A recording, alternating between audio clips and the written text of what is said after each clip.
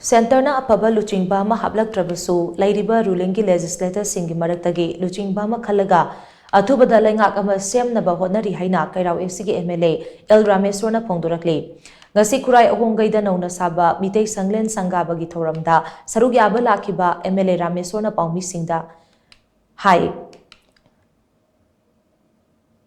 Manipura hausi oiriba political gi chorangnaba siga mari lainana paumi singna hangba wahangi paukum piraduna MLA Rameshwar na hai BJP ki MLA shing gi marakta wakhal manadaba karisu leite adumakpo hanagi chief minister gi mathaktadi mahaki oina pendaba khara leikhi haujikti mahaksu chief minister phamdagi resign tawkhrabanina makhatana nungaitaba amadi pendaba amata leitre anoba leingak ama semtuna Manipur miyam gi aphaba leingak lon ama thambagi tanja du ngairi haina mahangna pongdokhi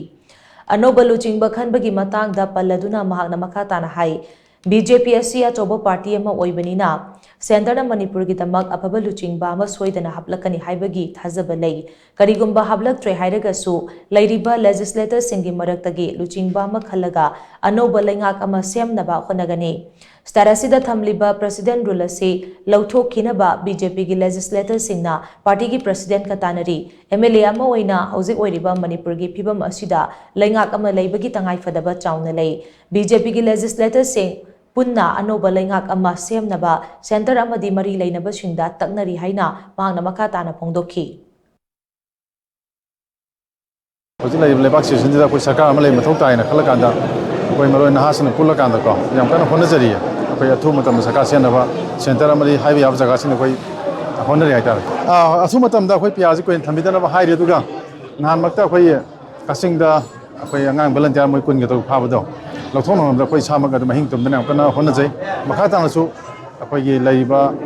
mani projamiana pamiba kano sai tar koi solution je apolting ida mission program war thok to bigan ai bse koi haibam jab jaga singda koi kan hajari hona jare ta koi MLA sing makta duma amot khena to kota manada kem lai te koi samak koi laiba hanagi onam minister berianda pen da mayam lerme ado hojikti ma leitrabanina koi di kem lai tra ano ko sarkar am laga amung Manipur gi aphaba nang sason am lakon koi ngai jari koi di acho party am oibanina koi handakti center na aphaba Luchingba ma happy rakane na koi khalle